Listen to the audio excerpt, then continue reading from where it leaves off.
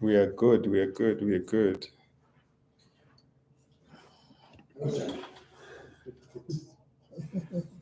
think it was on that side. Oh, okay. Yeah, you're gonna be this side.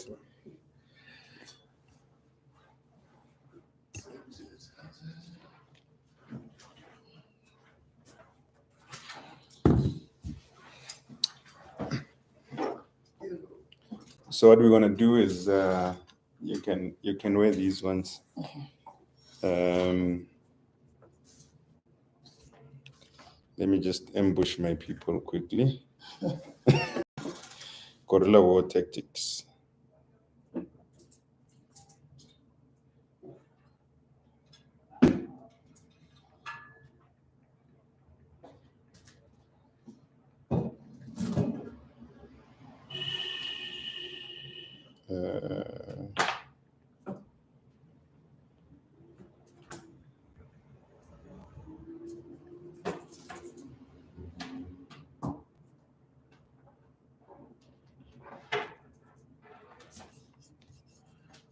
Okay. Close.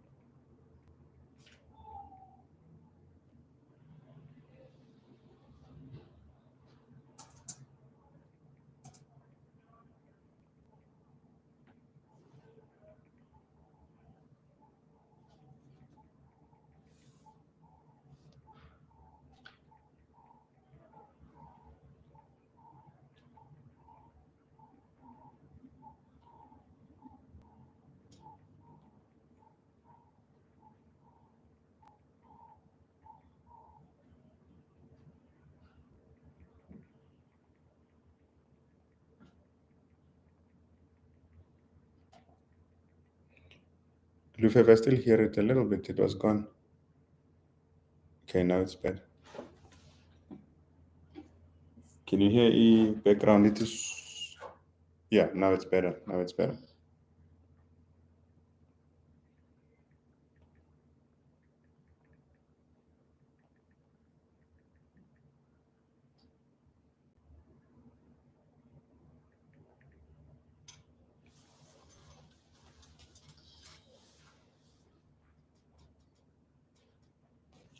Cool. So,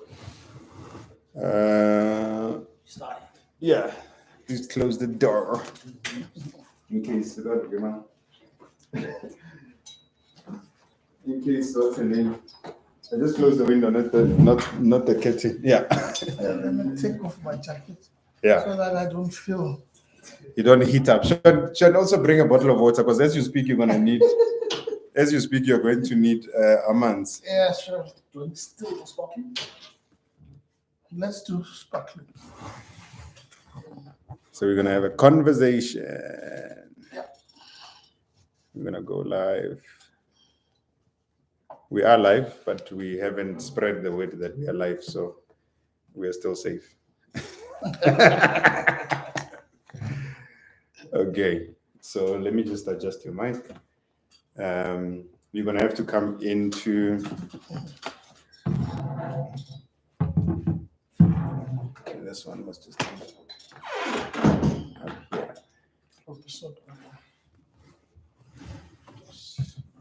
Shaggy, can come and check the framing.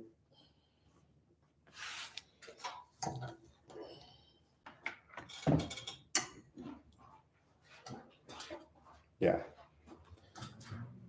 It's a bit of an angle, stealing an angle. Yes.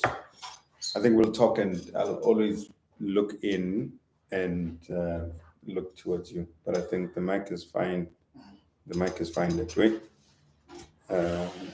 Just want to hide the table.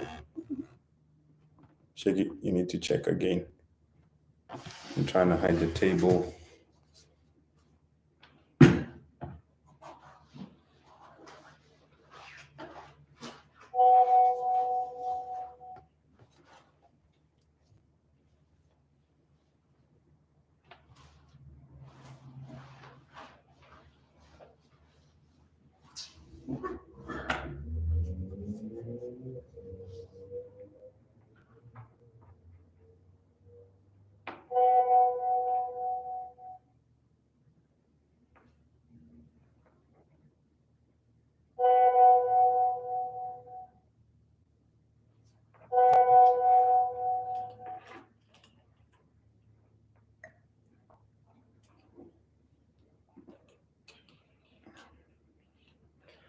Sure, you tell us when you're ready that we can.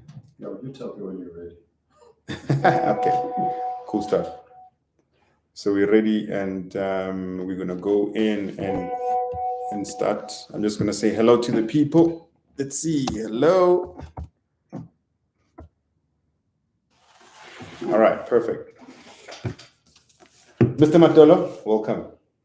Okay. I'm gonna put my phone on airplane mode as things come in, so I don't get any calls. So welcome, Mr. Madolo. This is a great privilege and indeed a good time to be having a conversation with you. This is Thabo Makama. If you're joining us live, you're joining us live on T-Junction, and we're bringing a special recording session that we are sharing with you.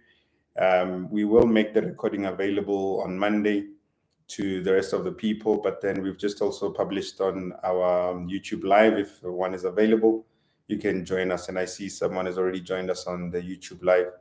But we've got a special conversation that we're having around agriculture. As you know, we had dedicated and said T-Junction March is going to be about agriculture. And we could not find any other except for a person that is fitting and experienced within the agriculture space. He's going to tell us a little bit about himself, and then we're going to go in. Yes, Dumi, Mr. Mtetra, thank you very much. This is one person as well, Dumi, that I see is live from a good person that is trying to do some agriculture projects in KZN. So he'll definitely listen to this conversation. So if you're joining us for the first time, this is T-Junction, and I'm Thabo Makama, and we have conversations with entrepreneurs, with experts in different fields, trying to create a space where we can share information and we can create a space of understanding. T-Junction always comes with information that you can utilize either from your personal perspective or professional perspective. And that is why we bring individuals that know a little bit more than us. That is the space that we want to be in, and we want to continue to support people that are trying to either hustle, get into business, or grow their wingspan in creating new opportunities. And today we're talking about agriculture. Mr. Madolo, welcome, and perhaps you can just give us a brief introduction of yourself, and who are you? What space you're working in? How long have you been working in the agriculture space? Thank you very much, Mr. Makama. The name is Mncendisi Madolo, as mentioned. Well, I actually grew up in this sector called agriculture. I must actually say from birth, because my grandfather was very much into farming. Mm-hmm. And I remember one time we were going to the fields, and during those days, it was in the 70s, Mm-hmm. and I had to, take our cattle, because we're using wagons at that time. Yeah. Move with our cattle to, we had a span of two kettles, and then they had to pull our carts to the fields. So I was sitting on this cart as the cattle were pulling, and it was on the main road. Basically, I think it's N6 between Queenstown and East London. Mm-hmm. So before we knew it, because nobody was actually taking care of these cattle in terms of pulling them to the field, they ran with me to the field on the main road. Yeah. They taught you a bit of a lesson there. Of course. And but they ended up on our field, which was an interesting thing, Yeah. And nobody got hurt. I was never hurt, and here am I. So I'm trying to say I was actually baptized and born into this thing. And nice. From there, I actually went on to study, of course, in agriculture. Mm-hmm. Fast forward, I studied at an agricultural high school, Pandulwazi, in the former Sky then, from 1984 until 1988 or so. And then I went to the University of Fort Hare, where I studied my degree in agriculture, and I ended up with an honors in agricultural economics. And then I started working, and interestingly, as Umxhosa, I never worked in the Eastern Cape, where I was born and where you got baptized for agriculture. Your baptismal roots, you have not given back and worked there. Yes, certainly. So I started working in the Free State, deep issues were deep, very interesting, and I'm sure racial issues. Agriculture actually happened. And that time it was very much racial, yes. Yeah. And in the boardroom we were actually speaking Afrikaans. They were speaking Afrikaans, of course I was speaking English. But that as it may be, that is where I professionally cut my teeth in as far as the sector, and very interesting. And the interesting thing about it as well is that even because, as you know, Free State is a Sotho-speaking province. So even the MEC then, namely Mr. Cass Heeman, who was the MEC for agriculture then, I had to go and interpret for him in Kwakwa, which is a Sotho-speaking area. While you were closer. So that is where I also learned some of my Sotho, which is very interesting because, and this relates to the fact that agriculture is very much rooted in the rural areas. I was exposed to those, to my Sotho-speaking people, and that's where I learned my Sotho as well. So I'm trying to say I'm plus minus close to 30 years in the industry. Wow. Having worked in government, having worked in parastatals like the Perishable Products Export Control Board in the Western Cape, where most of our fruits that are actually exported to Europe are actually certified by the Perishable Products Export Control. Fantastic. Table grapes. I hear we actually export one of the best, if not the best in the world, in terms of the fruits. Some of them don't even actually reach our tables. Some of the grapes are as big as a small peach or something like that. I don't know if it's a myth, but it's a topic for another day. But we're quite big as South Africa in terms of the opportunity of being one of the large exporters of fresh produce into Europe, into different countries.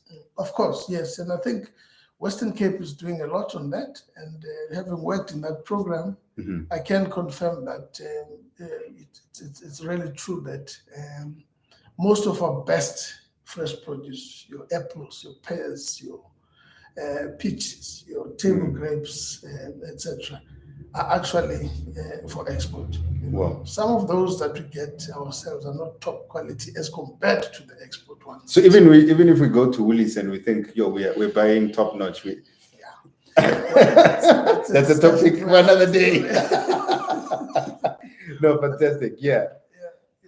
No, cool. So, and then, as I said, parastatals and also, your development finance institution, international ones like your DFID. It was called DFID then, the Department of Foreign Direct Investment, which was British. And I was working within the Kellogg Foundation funded program, managing Mpumalanga, Limpopo, and also ended up in the Western Cape with that. It was called, under Kellogg Foundation, the Initiative for Development and Equity in African Agriculture. Sure.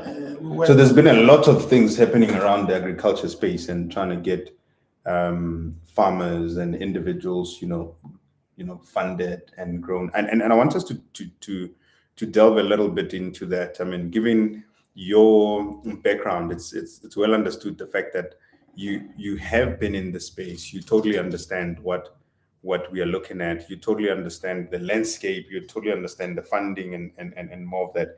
So our discussion is really for us to grasp our mind around this big opportunity or this big industry of agriculture. I mean, you've highlighted the fact that there is different things that are happening and how we, the biggest exporter of these fresh produce, what is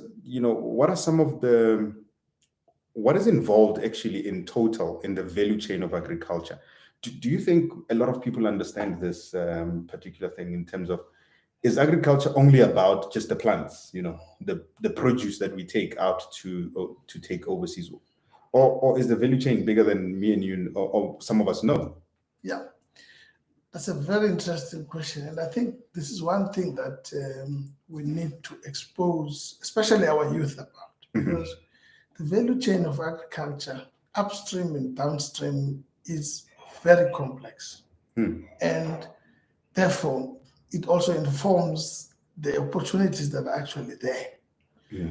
I can just make an example, simple example of maize production. Yeah. You need seeds. Before you can grow maize, you need seeds.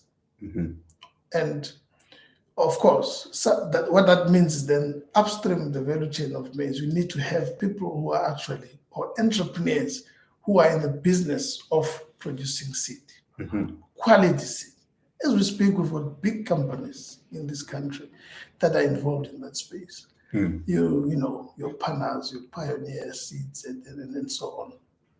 And even other international companies that are in this country that are in the business of just supplying seeds, big business. Sure. So, and then you ask yourself in terms of, we've had BEE, the Black Economic Empowerment, for so long. How many of our Black people are actually participating in this economy? Sure.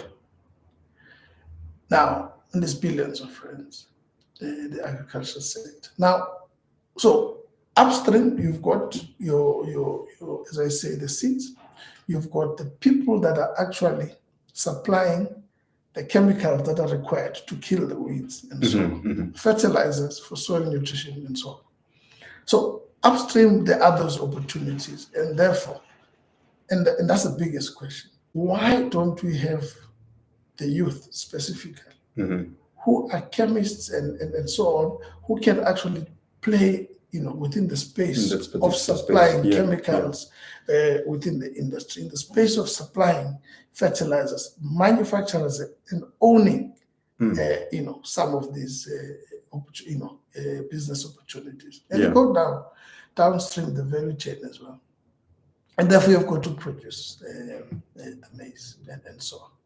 There's the requisite equipment that you need to prepare the land, the tractors, certain planters that you need to utilize to be able to plant, etc. So that's another opportunity that is there. Yeah. I'm just talking, as I say, I'm just talking about one crop. You're talking about one crop. We have not looked at a plethora of crops like grapes. You spoke about table grapes. You spoke about so many other things. So we haven't even touched to that level of understanding to say, if we're looking at cabbages, if we're looking at spinach, we're looking at that. But elaborate further there for me then in terms of, if we were to look at maize, which is, I would say, a crop that is consumed by us as individuals on a daily basis, right?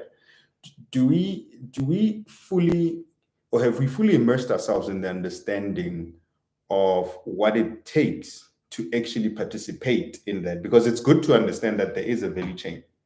But what would it take for individuals to have a clear understanding? I mean, we're talking to entrepreneurs, we're talking to individuals that are in the space of wanting to find out more about agriculture. We're talking to people that have a passion to want to grow communities and stuff on T-Junction. If you're joining us for the first time, if you're listening to the recording on the first time, this is T-Junction. I'm Thabo Makama, your host, and we're talking to Mncendisi Madolo, who's the Chief Director of Agriculture in Gauteng. So have we fully immersed ourselves in understanding what it takes to get in there? Is it that difficult, or are there barriers to entry that one needs to take into account?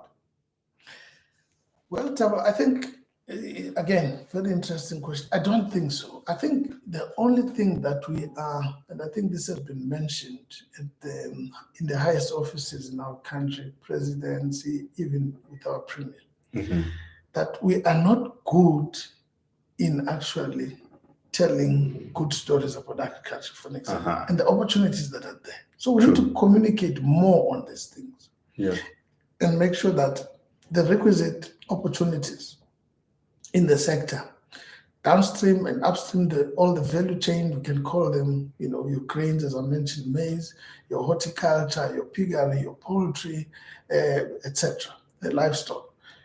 Along all those value chains, there's a lot of opportunities. And we need, I think, especially in the space where I'm operating in government, we definitely need to make sure that there we communicate more and we expose our citizens and especially the youth to the opportunities.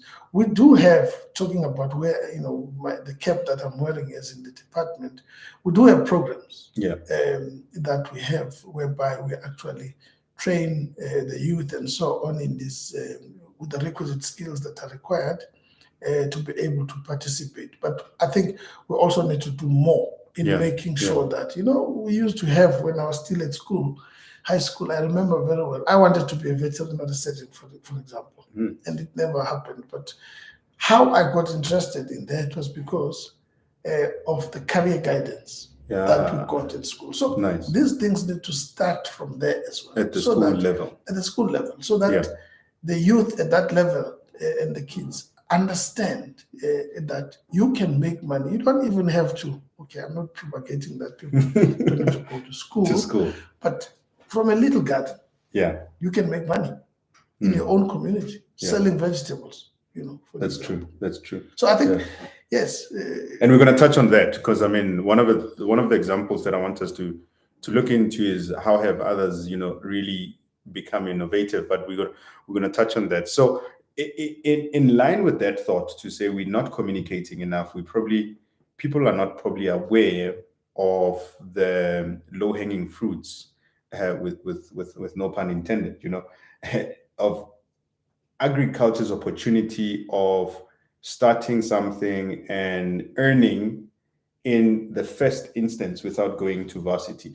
Do you think that there's tools that are out there, or what should people be doing and how should they be thinking as maybe entrepreneurs, besides the youth, and individuals that are trying to transition out of their careers?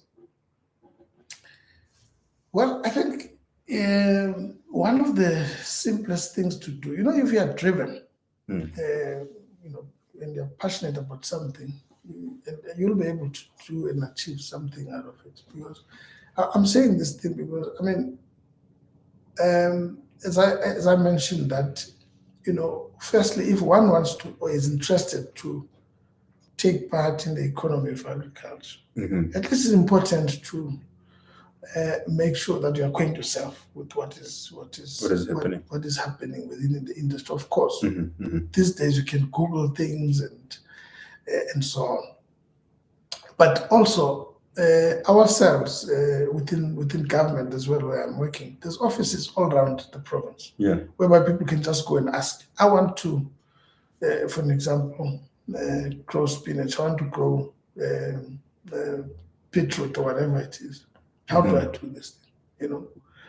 So the opportunities are there, and then it's just but one of the biggest thing in agriculture, let me just hasten to say that water and land, access to land, are two key issues. But however, just elaborate a little bit. So you're saying there's not enough land that is free, or water scarcity is a problem.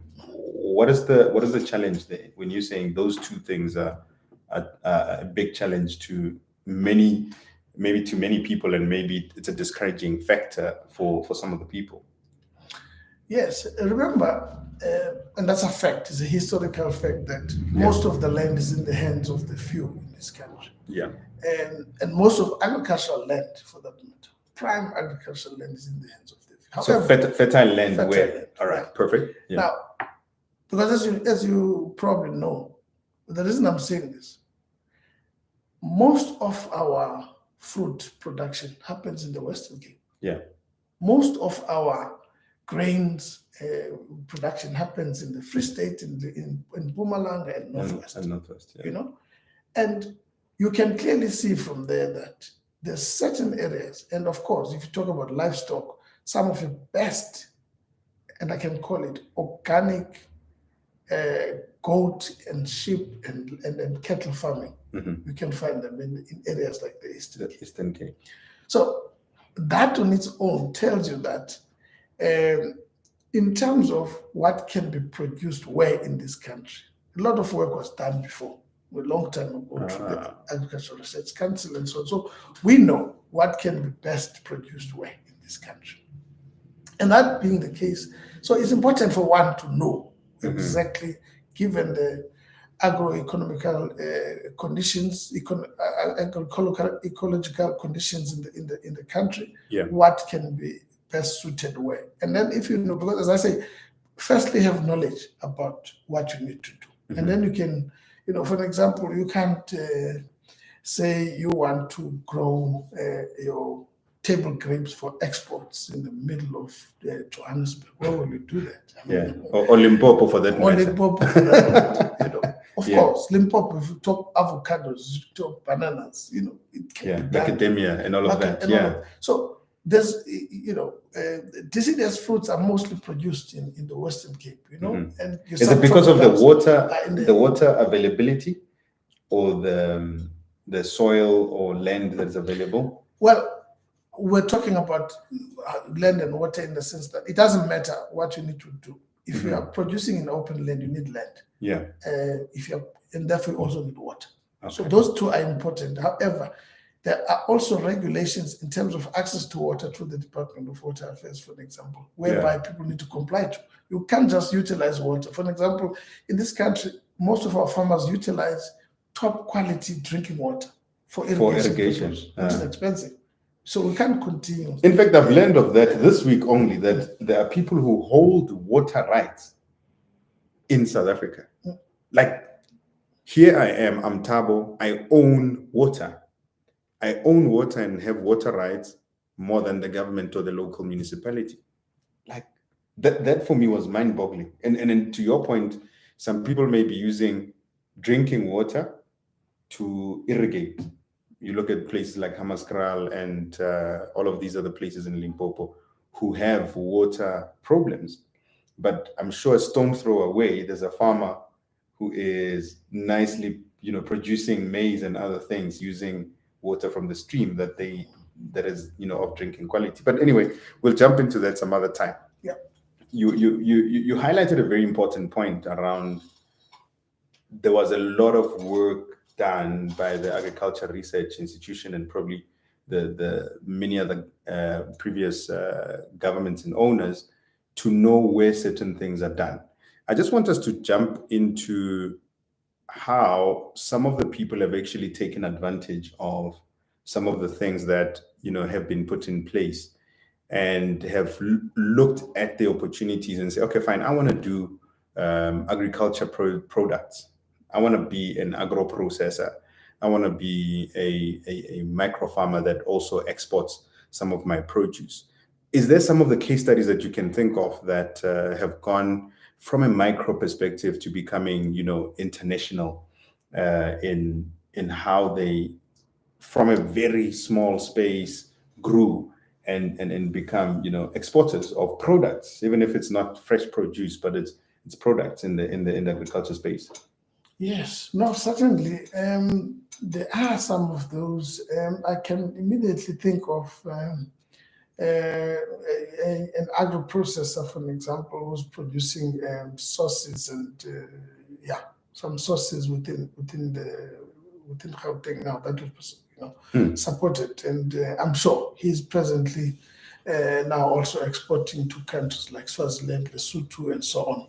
Nice. Because of the support. And I must also actually say, as an entrepreneur himself, he was actually involved in his business from the beginning, because he's processing vegetables into some, sauces and so on. And he's actually in some of our retail stores in this country. Nice. And of course, as I say, I think he's also exporting as we speak. We've got people that are in the essential oils industry who are also processing medicinal plants into essential oils, and of course those are also export products and so on.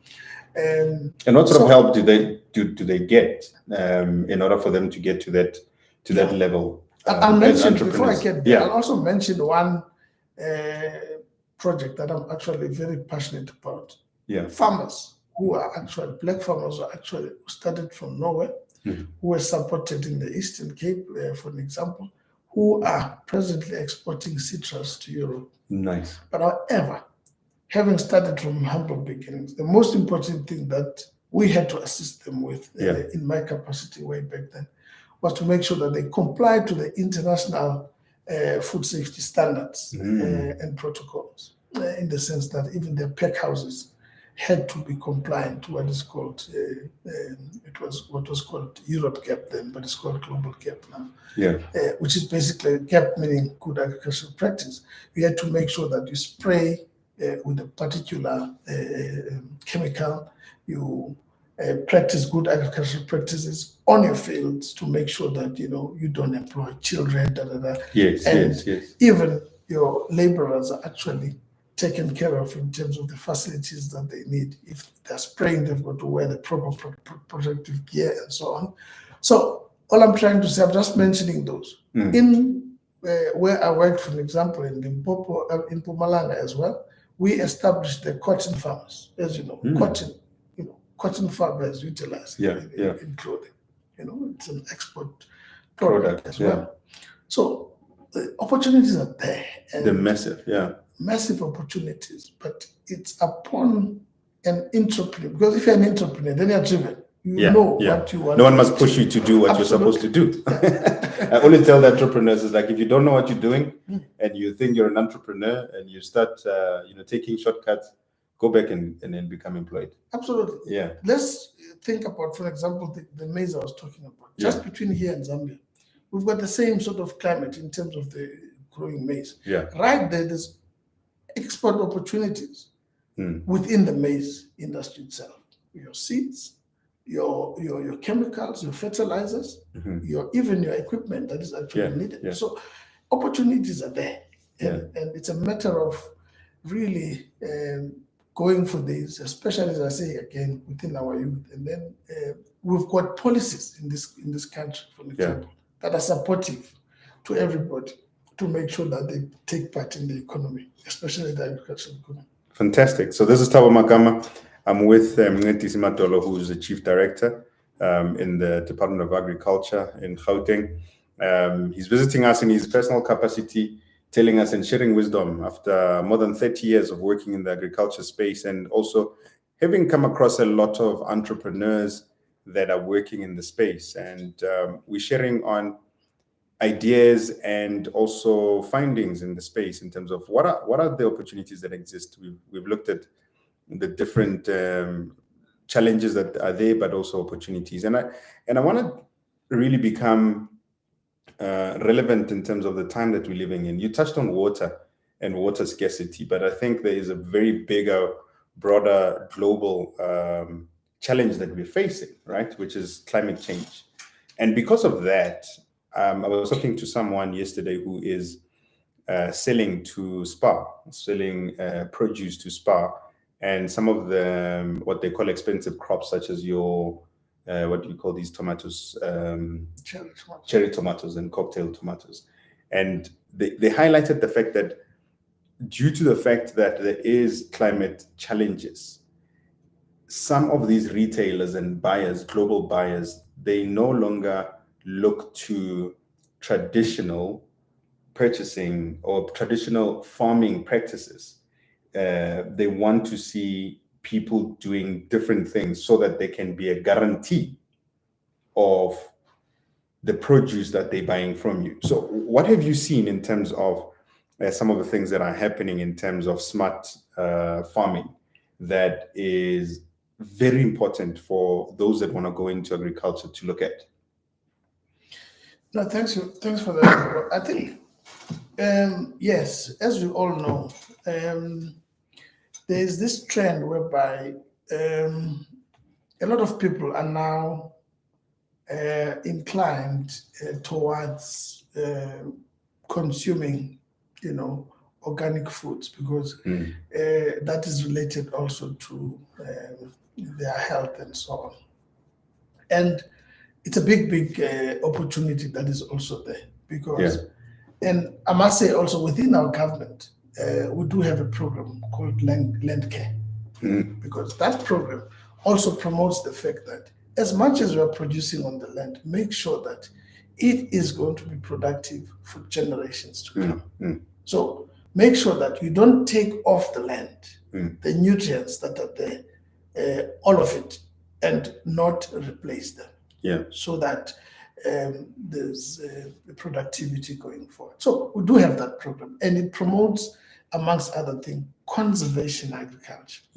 And which is linked to this organic farming, because there we are actually training people to make sure, and farmers to produce in a conservative manner, making sure that you would normally see, for an example, with the maize farmers again, after harvest, you will see a lot of cattle on their fields. And what that is called mucking. Mucking.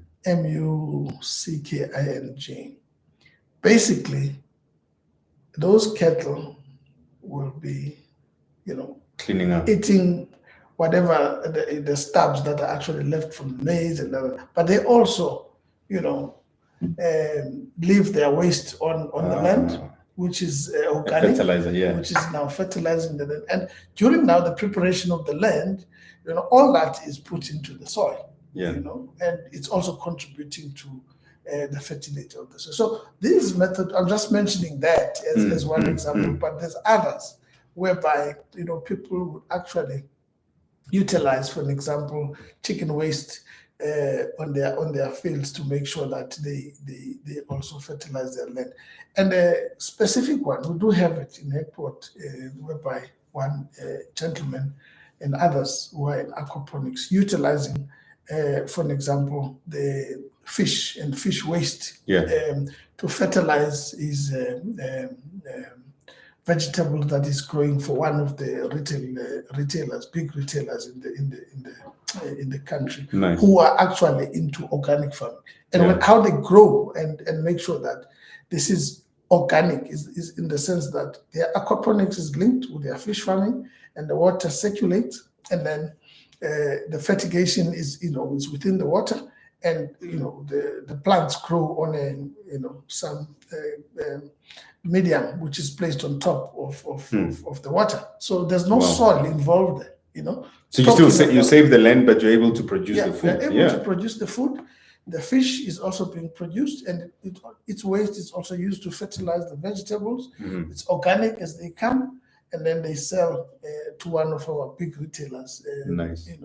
Packaging, and even the fish is also sold. So, and there's other technologies, of course, as I say, whereby other people, because you need to because water is scarce, so you need to have a closed system and you circulate it. Hydroponics are utilizing the same, and there's other people who are purely growing vegetables, which is hydroponics, utilizing water that actually circulates. So it sounds so complicated. Does one need a BSc in aquaponics and hydroponics and vertical ponics to actually be able to be a farmer there? I mean, when one sees this thing, it is just amazing. I've seen people going on a hectare fully closed out with greenhouses and purely producing on without using soil, using wood chips as some of the things. Do I need to really get a BSc in this, or is this information available where individuals can really go into this type of business? Okay, it's yes and no. Because as I said in the beginning, one, you need that passion. So if you've got passion and you're not educated in the agricultural sector, you therefore need to go, even if you've got passion, at least go and get trained. At least, let's say you go onto a farm that is practicing organic farming. If you want to be in organic farming or aquaponics or hydroponics, and at least learn, for a year or so, and then you get yourself data. But on the other hand, as I said, the sector is big. You've got people that specialize in the technology of agriculture. so-called agricultural engineers. You know? So these are the guys that are behind our agricultural infrastructure. You know, and of course, others who are more on the technology side of things could be, you know, IT related and so on. But there's agricultural engineers who are, you know, behind, you know, the hydroponic structures you're talking about and so on, the hydroponics and so on, aquaponics, the dams that are constructed to conserve water and so on, the irrigation material. So you need agricultural engineers. So as I'm saying, the answer is yes and no. For horticulture, you need horticulturalists, people who specialize in fruit production. But even there, you know, you've got a pear, you've got an apple, you've got a banana. Even there are specialists of apple production only. So there's an apple engineer or an apple specialist that knows about the plant species, the growth, the seed, and everything else. Actually, you know, if you go to the Western Cape again, and even in Limpopo and some of this, because we've got what is called the Deciduous Fruit Producers Association. These people are there, they're employed, and on the fields, they're scientists. They're also in the laboratories whereby they look at, you know, because each and every harvest, you know, they analyze things and see. At the end of it all, does this apple comply to the export requirements, for example, in terms of the MRLs, the maximum chemical residue limit in that pear, in that apple, etc. So these things are analyzed. So there are scientists besides the engineers, the scientists themselves that are actually horticulturalists, actually trained to make sure that the produce complies to everything. So yes, you need education on this thing. It's very, very important as a basis. That is why you see, you know, most of white farmers, they take their kids with in their farming, even if one is not educated. Take the kid to a university or technical college to go and learn specifically about the crop, about what they are farming with, and then that kid comes back, and then those skills are imparted on the. It's interesting. It's interesting. I mean, you're touching on a very good, important question that many people may not see as important to career guide the individuals or the youth or young people. We often talk about things that young people know. It's become a doctor, become a teacher, become this, become that. But no one actually goes into depth of saying what is the plethora or even the extent, length and breadth of agriculture qualification. Because for one to become an apple specialist, it's a career and there's jobs that are aligned to that, right? For one to become a flower specialist, it's a career, it's a job. I mean, sometimes I go to the flower market here in Joburg in Isando, and I find that when I get there, I see people bringing multiple species of flower, but the place gets so busy, right? For someone who doesn't buy flowers, that world does not exist. For someone who doesn't go to the Joburg fruit and vegetable market, that world doesn't exist. In fact, one of the companies that I'm a partner into, who are developing a technology in AI analysis of vegetable quality, they were telling me that you find a queue of spinach producers, and the buyers in the market choose which spinach they will buy according to specific quality by looking at it, by looking at the leaves, by looking at the size of leaf, the greenness of the leaf. So the space is big. So even if we are not entrepreneurs in this space, you know, what can individuals do to familiarize themselves with some of the ecosystem of agriculture?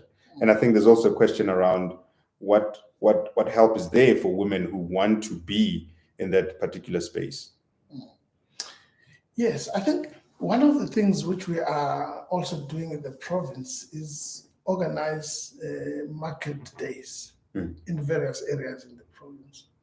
And this is also one to ensure that our farmers that are producing vegetables, etc., have got a place where they can go over a weekend, make money, and sell their produce.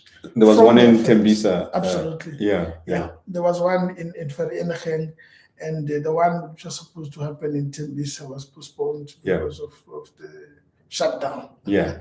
Yeah. So there are those market days which are organized so that people can go there, and if some others, because also our officials attend these.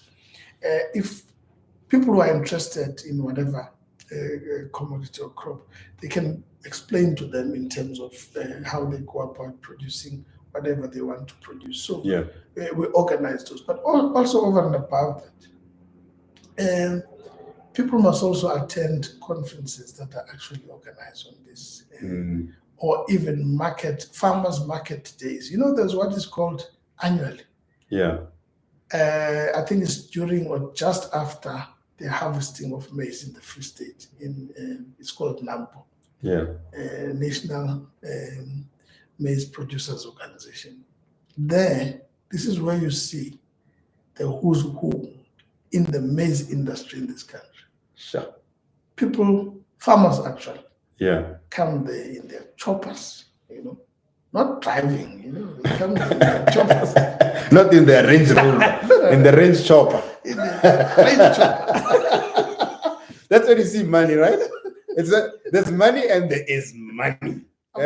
Yeah, proper things. There's also technologies which are exposed to people on how they can improve on their production of maize, the machineries, new machinery. Because remember, when you harvest maize as well, these days, commercial maize farmers. I'm talking a lot about maize. It seems it's the pup effect. Because we actually, that is where we actually get our pap from. We consume staple diet for many countries, especially for Africans. As I say, the machinery used there is big machinery, and so people must get exposed. That's what I'm trying to say. If you want to be educated in this thing and know how to produce a particular crop and a vegetable and so on, and even livestock, because even the breeding of livestock, talking about beef, and I love beef farming as well. Your Bonsmaras, your other breeds, beef breeds, are actually, bred in a particular manner. And you know that if you go and buy at an auction, for example, a bull of Bonsmara that is worth 250,000 rands, there's a reason why. Because it's bred properly for beef production. The right genetics, etc. And you are guaranteed, and it's registered. You've got a certificate, it's registered. You can be able to produce your own beef, that you can sell everywhere. And there's various other breeds, your Herefords, and so on. So your Brahman, and so it depends what kind of breed you want to also farm with. But knowledge is acquisition power. is very important. So I see that a lot of people often go into spaces without really doing a lot of research. And I think for anyone who wants to go into any type of business, it's always important to really get yourself acquainted to the space. But and oftentimes we look at these conferences and say, it's just conferences and cheap coffee and stuff. But there's big networking opportunities. I'm a serial networker. So a week ago, I was in Cape Town for the launch of the Warm Hub space in Cape Town, and they also have Warm Hub here in Joburg. But what I realized was the fact that in a basic space where people are talking about a common theme, common conversation, it's easier to network with the person. Unlike going into a space you don't know and you don't know the stranger. So there's an icebreaker that exists by going into a conference that is specific around a specific topic. And when you get there, the person knows that the likelihood, 50 to 60% chance that you're going to be talking about cars at an agriculture space is non-existent, right? But you will be talking about agriculture, at least even in opening a conversation. And so I like that point when you're saying people must start attending these conferences, these meetings, these market days, and all of that. And I think it's so important that if you're an entrepreneur, you become very wise around how you spread your wings and get into that.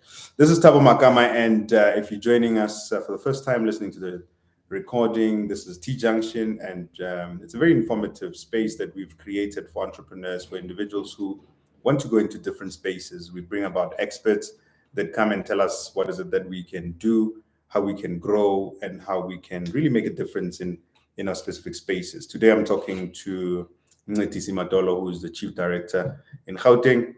He's visiting me today. That's why we're having a surprise visit and having a conversation around agriculture on a Friday, right? And we're having water. For anyone who's inspecting, we are having water. We won't say what the water is mixed with, but it's an aqua conversation. Yeah. So, Mr. Madolo, so part of the things that we are seeing, you touched on, is a very innovative way of coming and participating into agriculture spaces without a very capital intensive requirement. What are some of the examples that you've seen, with people going into different spaces? You spoke about someone, I think, farming for a retailer, but using small spaces. And maybe what are other products that people are going into that are giving them an income? Because I think sometimes people look at business as a vehicle to become a multimillionaire, but there's other individuals who do what I call subsistence entrepreneurship, which is you are at a space where you need to survive and you want to grow as an entrepreneur. You are creative enough to want to start a business, and agriculture is one of those particular spaces where you can have an opportunity to earn a living, right? So what are some of the innovative things that are happening in your space that you've seen that individuals need to explore? Yeah. No, thanks for that, Thabo. And of course, there's both less capital intensive and capital intensive. Yeah. And I can just mention one. We've got a lady, for an example, that we're supporting. It's farming on top of your Morningside shopping center, producing vegetables there. Mm. And it's not capital intensive at all. It's got trays there that is utilizing, and the water is circulating. So he's got his small hydroponic structure there, plus minus 40 squares that she's utilizing together with the boyfriend, and they're making money. Nice. And all the shops there in the Morningside shopping, they're supplying vegetables, they're making a decent income, 30 to 40,000 rands a month. And you can imagine if they can replicate these to other malls, for example, and even utilizing the whole Morningside mall. So the technologies are there. Yeah. People can also utilize, for example, because in Gauteng we don't have much land. Mm. There are school buildings that are not utilized, left there, and they're just vandalized and so on. And other municipal buildings which are there that can be utilized, wherein you can practice your vertical farming, in the sense that the structures that you put up, like as I say, this lady at the Morningside, he's got some vertical structures wherein she plants her vegetables, within these. There are holes which are in these vertical structures wherein the seedlings are plugged in there, and plus minus 3 to 4 weeks, then one harvest. Sure. That fast? Yes, of course. It's vegetables. 3 to 4 weeks. Yeah. Wow. Yeah. So you can harvest because 3 to 4 months. Sorry, I said weeks. It's months. Not weeks. Okay. It's months. Cool. 3 to 4 months. Because that's what you need for vegetables. So. But still, 3 months is very quick. It is actually compared to other places where the produce takes 7 years. We've got now some, and we can take you there, school food gardens that we're supporting in the Gauteng Province, whereby some of our farmers who planted in November are now harvesting. Wow. Carrots and so on, and you gave them seedlings and then they're producing. So there's another model for an example, where we can produce about 56 vegetables, but leafy ones, Wow. like your spinach, even your Lettuce. green and lettuce and so on, the leafy ones. So it's a triangular structure. You can plant 56 there with the holes and so on, and we utilize this and we distribute them in the early childhood development center so that even kids can see in there can actually yes. see that this is where vegetables are actually produced from. Yeah, not from ShopRite, not from Pick n Pay, or whatever. So this is where they come from, and you can make money out of your own vegetables in a small space. And it's not complicated technology, but the beauty about this, talking about entrepreneurship, is that one, at the production level of this thing, okay, fine, you can buy the structures yourself. Yeah. However, there's also the production and manufacturing of the structures. For example, the guy I'm talking about, Bruce, he's actually it's got an IP in the structure that and you can utilize it even in if you've got an apartment in Santi, for example, you can have that on the balcony. On the balcony, and utilize it. It's not expensive. It's plus minus between 3,000 to 5,000 rands. Nice. And you can produce. Talking about organic that we talked about. Yes. You can actually in that one utilize. There's manure, only manure that is put in there, and you can produce utilizing that structure for about 3 years. Wow. So technologies are there, from capital intensive to less capital intensive. So they are there, and we've got examples that can be utilized. And people, one, you can produce for yourself as a subsistence farmer, and you can produce and sell a little bit. Wow.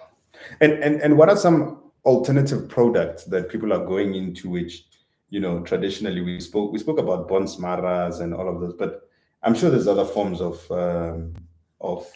protein and forms of products that people are going into that you're seeing as a trend now. I've seen a lot of micro farmers of chickens, but with the load shedding, a lot of farmers have lost a lot of chickens. I mean, it's a scourge out there, and unfortunately, when we see all of these things happening, it is disheartening. But others have come maybe through to your office, and maybe in you've seen some of the things that they are producing. When we're speaking earlier, you mentioned someone producing patties with different meat. Yeah, these alternatives are there. There's farmers that are actually into rabbit farming. And one of the entrepreneurs was actually based in KZN, but he also visits here. And some of these entrepreneurs are in Soweto. I think they're around Vilakazi as well. And they produce and supply rabbit meat, process it in various forms, as indicated. There's beef patties, sausages, etc. from rabbit. So rabbit meat is there, and also, of course, and it's a healthy option, eh? It is a healthy, very lean, very lean, in terms of its fat content and so on. Yeah, and I mean, my father is a hunter as well, so it's very nice. Yeah, no, it's very nice. Yeah, and of course, talking about the healthiness of these different types of protein sources. Some of the farmers actually are into game farming. Yeah. So game farming itself is another opportunity that is there. Which is a healthy option as well. It's a healthy option, and there are some farms around also Gauteng and so on that are into game farming. Where people can actually, I think during the season, another friend of mine actually said to me yesterday, is going to invite me to go for a hunting session in Namibia. So those opportunities are there also. I talked about fish farming, land-based fish farming, which is what aquaculture is. Wow. So that's another one. So this is a controlled environment where fish is produced and it's sold much cheaper than getting it from as an import and stuff like that. Fantastic. So this is Tabo Magama and T-Junction. We are always trying to bring individuals and conversations that are going to be beneficial for you Today we're talking agriculture, and we're talking about what can be done in the space of agriculture, starting a business and working in a space, and really growing yourself and growing your knowledge in how can you become an entrepreneur in this particular space. We touch on a whole lot of things that Mr. Madolo brought out, which were for me fascinating to get to understand. I think it's been a great privilege to really suck on the knowledge that over the 30 years that you have and the current exposure that you have. And I think many people will really enjoy this conversation that we're having. And I think we've hit the hour mark, as we usually do. The conversations that are nice, they take long. We always go above the hour. But I'm very grateful to the fact that there's a lot happening in the space, and many people perhaps don't know about it. And now they'll probably become aware and start, analyzing the information going into that space. My last question to you is, are we doing enough as South Africans and maybe entrepreneurs in general to become familiar with the agriculture value chain opportunities? And if not, what can we do? Okay, yeah, I think we need to do more to really expose our citizenry in the country in terms of opportunities. I think my MEC also talks about the fact that in the meetings that we do with communities, that Forbes says the next billionaires are coming from agriculture. Exactly. And if we embrace that, we also need to make sure that, not if, but we do embrace it. And if other entrepreneurs out there want to embrace this, have to make sure that they attend again the information sessions, the market days that we do, and also at least read a bit about what opportunities are there in the sector. And most importantly, because we also do, one of the things that's important is that, especially for the youth must get educated in agriculture. Sure. Skills are very, very important. We offer bursaries in the department, whereby we send from junior degrees to postgraduate degrees, so that youth is actually empowered and they take part in the economy of agriculture. It is very, very important. So I think we still need to do more. And I think having been invited here in this podcast, for an example, we need to do more of the non-traditional media platforms and interactions. Because, for an example, when we advertise our support to our citizenry in the province, we utilize the normal papers, the radio stations, normal ones, and so on. But we also need to make sure that, and I know our department is very progressive. We do these things through Twitter as well, and Facebook and so on. So, but we need to amplify. That's the point I'm making, and make sure that. I mean, also during market days, maybe we must invite you to our market day so that you can actually interview people. That will be fantastic during the market days, and make sure that we. Even the entrepreneurs that are there can actually come and talk about their experiences and where they started and how we supported them. Yeah, I think that collaboration and partnership could really go a long way, and perhaps it will also maybe get us an opportunity to speak to the MEC and touch base in terms of what are the bigger strategic objectives of the department, and I think. As you are wearing your personal hat today, I'm very grateful that you were able to share with us some of the nuggets and knowledge and things that we could do. And to those that are attending live, thank you very much. I see that we've had individuals that have heeded the call at the last minute. I really appreciate you and appreciate how you've been supporting, the T-Junction space. I mean, for anyone who wants to go into agriculture, just take there's two things I always tell people. Africa's got the youngest population, and two, we've got most consumption in terms of population of those particular young people. So if you've got people that are eating and that have power, look around the opportunities of feeding them. That's where your secret weapon is going to come from. And in that way, you then can start identifying land, you can start identifying opportunities, the verticals that come into agriculture, the technology. And as Mr. Madolo brought out, that, you know, in the value chain, upstream, downstream, you can find something that you're going to do. And with whatever we're doing, let's also educate our children to try and identify opportunities. Let them get to know and understand where the food that they eat come from. And perhaps with exposure, you can eventually plant a seed that an individual will really like the industry. They will want to participate in maybe it might be their next career. So for me, I think it's very valid that we can always look around and impart knowledge, but also empower ourselves to do more in the agriculture space. I'm one person who is leaning more towards agriculture as I grow older, because I'm starting to get to understand, you know, the value of agriculture and what it can do and how it can empower many people. This is Thabo Makama, and I am your host for T-Junction. I'm not going alone. I have my special guest today, Mr. Mncendisi Madolo. Thank you very much. Enkosi kakhulu, Mhlekazi.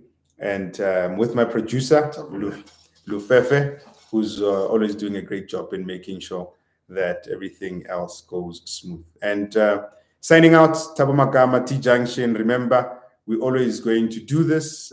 Look out for the announcements as when we do the live sessions. We are going to still have the Monday live sessions and recorded sessions, as we are changing the format of T-Junction, but we're not changing the content and information that we're bringing to you. Signing out, over and out, Thabo Makama. Thank you. Cheers.